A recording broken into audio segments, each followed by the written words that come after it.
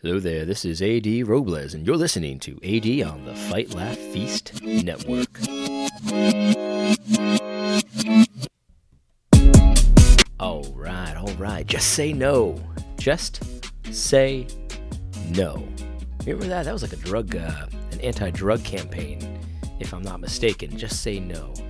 You know, honestly, that's good advice. You know, a lot of the time, that's pretty much all you need to do.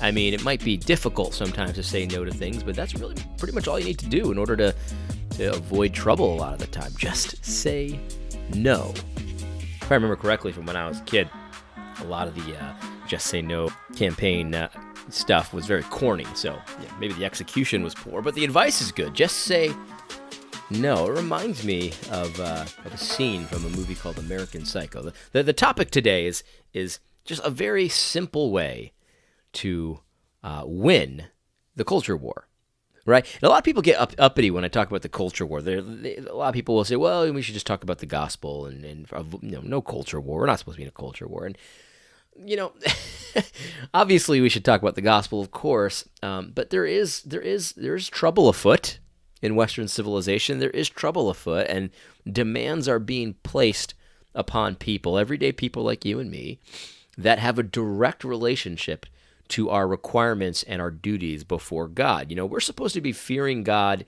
and keeping his commandments, and there are things afoot in Western civilization that are trying to make it difficult, if not illegal, to fear God and keep his commandments in certain areas. Now, things aren't as bad as they could be. Let's just face it. You know what I mean? It's not as bad as it could be, but they're quickly approaching that time where we're going to have to make some decisions here. And so even if you think that a Christian shouldn't be purposely engaging in the culture war is going to come to you. There's just no question about it. You are going to be placed in a situation at some point in the future where you need to decide who you're going to follow, who you're going to fear. And so, you know, don't get so uppity when I talk about the culture war, because just because you're not, look, you might not be interested in the culture war, but the culture war is definitely interested in you. And so we need to make some decisions here. And just say no is a very simple thing that you can do with you and your family that will help you win the culture war. Let me tell you what I mean. Well, before we do, I want to talk about two movies, right? Well, two scenes from movies, I guess you could say. First one's from American Psycho. Now, I do not recommend this film. This is a depraved film. I watched it before I was a Christian.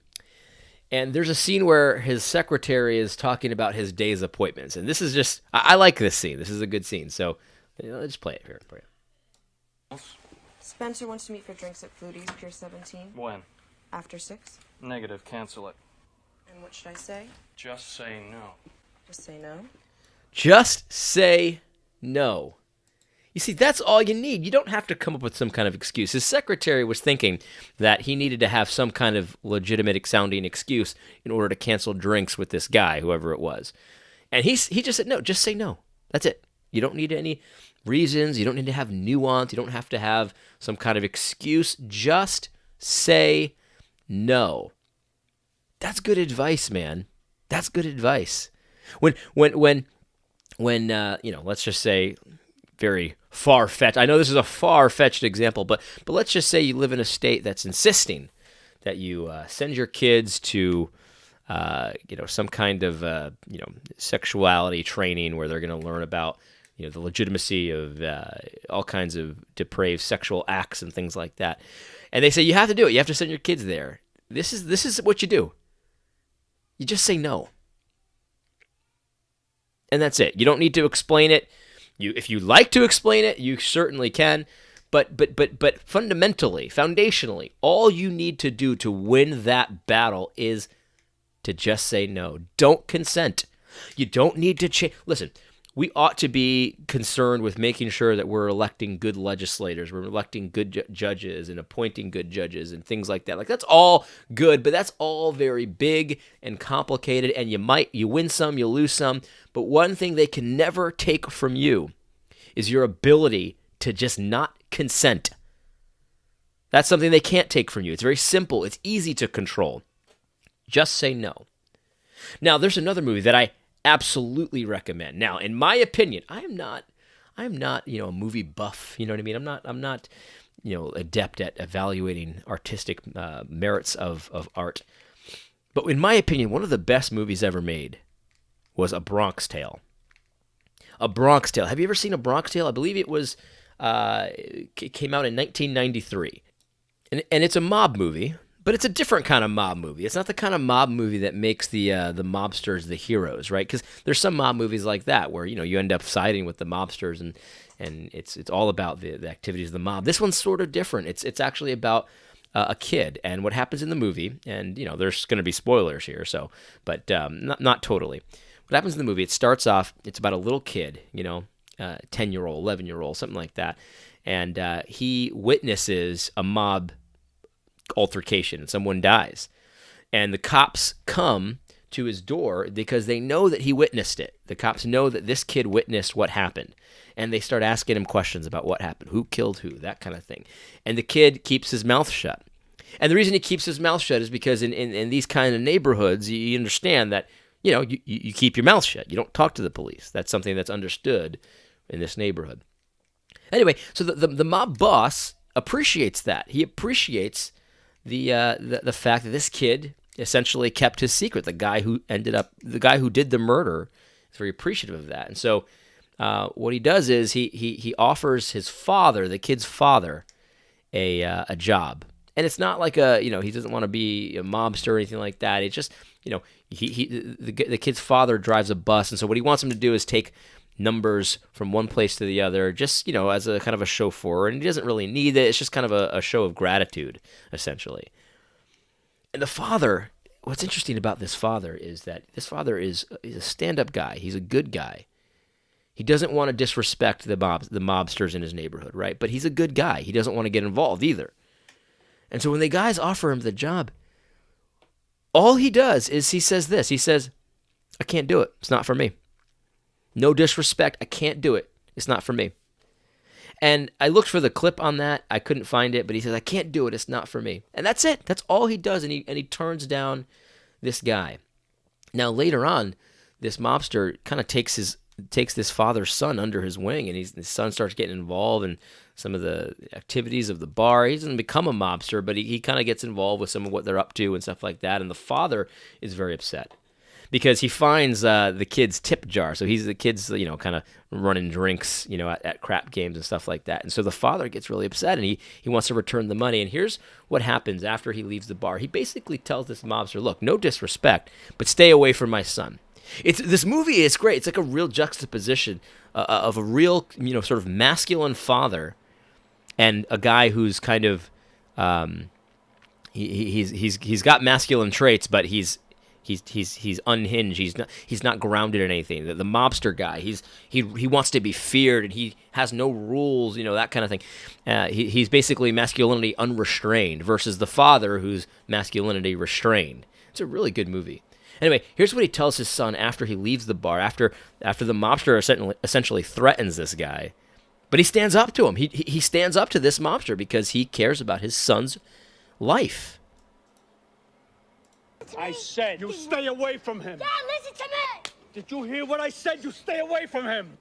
Sonny was right. The working man he's a sucker, Dad. He's a sucker. He's wrong. It don't take much strength to pull a trigger, but try and get up every morning, day after day, and work for a living. Let's see him try that. Then we'll see who's the real tough guy. The working man is the tough guy. Your father's the tough guy. But everybody loves him, just like everybody loves you on the bus. It's the same thing. No, it's not the same. People don't love him. They fear him. There's a difference. I don't understand, Dad. You will. You will when you get older. I'm sorry I hit you.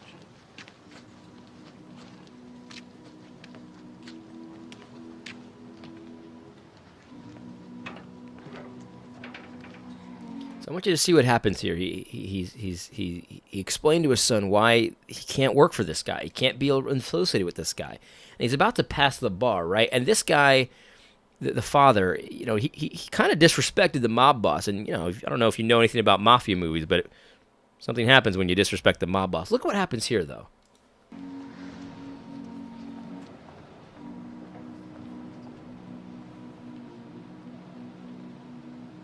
There's the mob boss.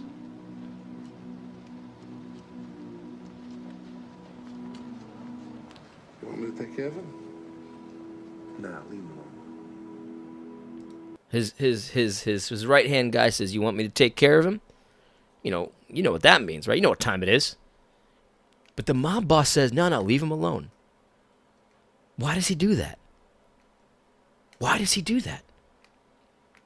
Because the mob boss, as much as he's masculinity sort of unrestrained, he respects seeing a man who's just willing to say no. He didn't, the father didn't threaten Sonny. Sonny's the mob boss. He didn't threaten him. He didn't try to change his ways. He didn't try to get him to see the light, the error of his mob ways. None of that. None of the complicated stuff. All he did was say no. I don't consent. You can't have my son. It's my son. There's a great scene where in the bar right before this, I couldn't play it because it was cursing. I don't want to curse on the Fight Laugh Feast Network, you know what I mean?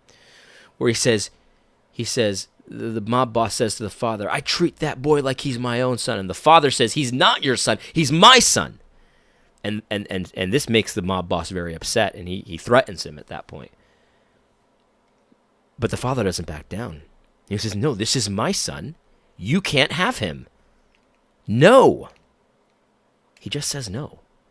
That's it. He just doesn't consent. And this guy respects that.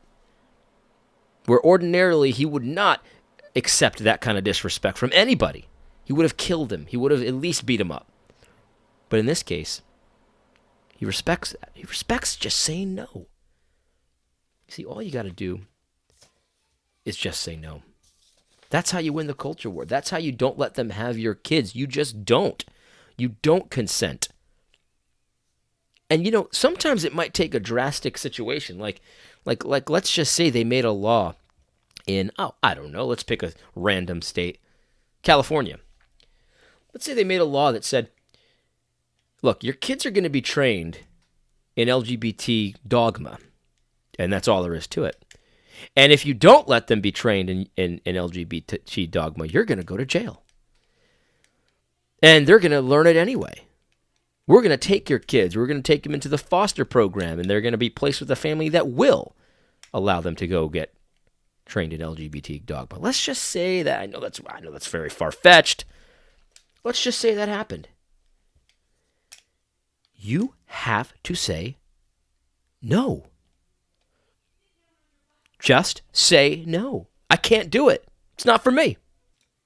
And, it might come down to some drastic efforts. You might need to get out of there. It's okay to flee. It's okay to retreat. Go to a state where there's more sanity. Things might happen, man. Things might happen, and we need to be prepared for that. We need to decide what we're going to do in these situations. And we've been talking about movies here, right? I highly recommend A Bronx Tale. You should definitely check it out. There's a lot more going on in that movie than I've let on, but definitely one of the main themes is the difference between this Sonny guy, the masculinity that he has, and the masculinity of the father. One should be emulated, the other should not. But this is a biblical principle. This is from Exodus, chapter 23, verse 2. These are the words of God. It says, "Thou shalt not follow a multitude to do evil, neither shalt thou speak in a cause to decline after many to wrest judgment." What that means is, don't go along with the crowd. That's all it means. If the crowd is doing evil, don't go along with them just because there's a lot of them. You know what I mean? Like that's the temptation, right? Like if everyone's doing evil, the temptation is, well, I guess it can't be that evil, right?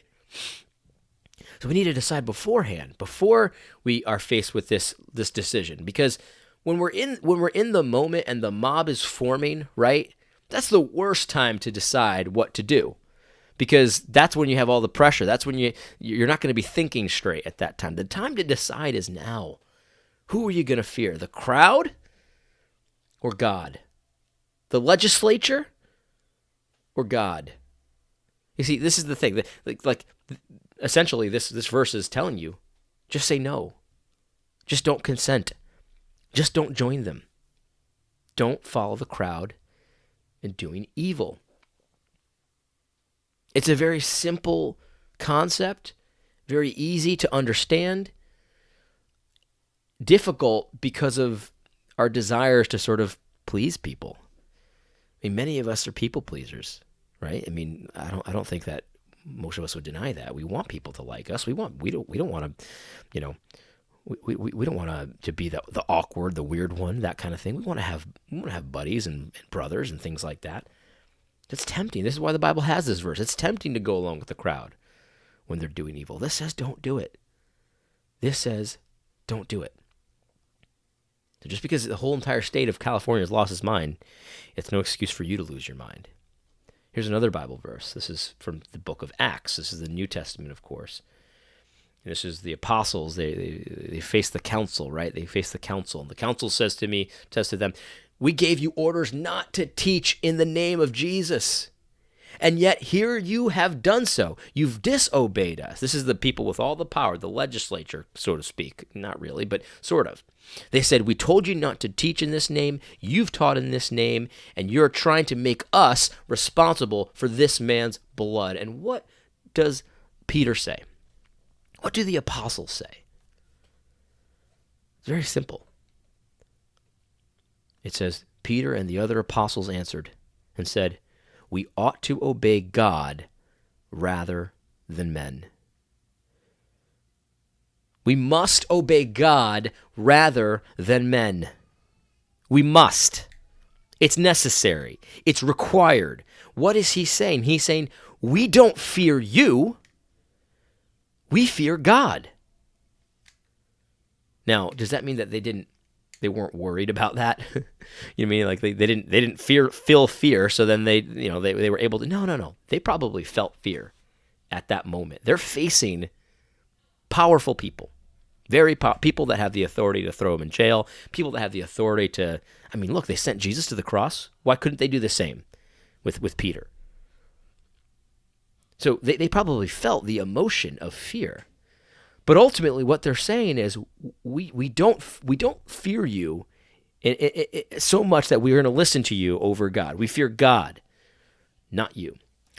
This is the teaching they got probably directly from Jesus, right?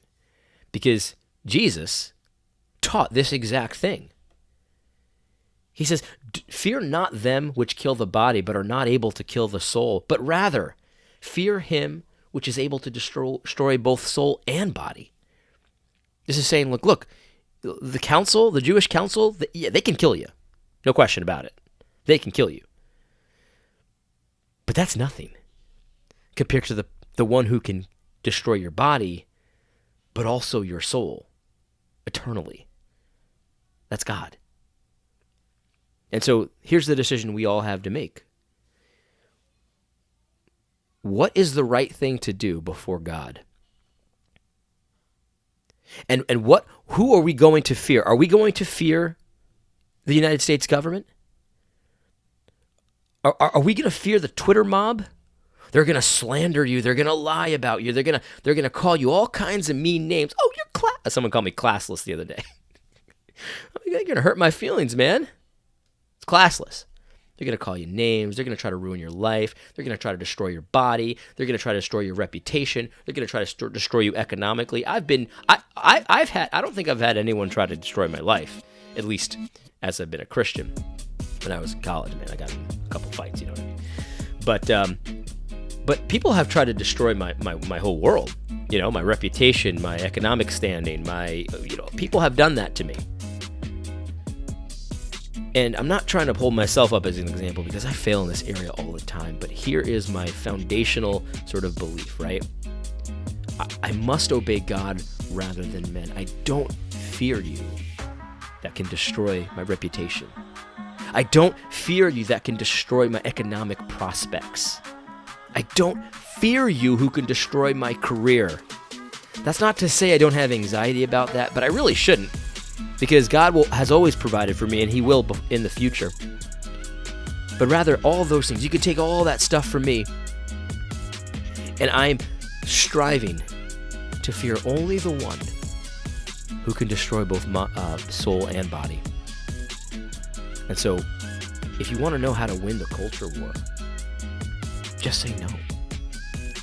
Me and my family aren't going to participate in your insanity. And that's that. And that's that.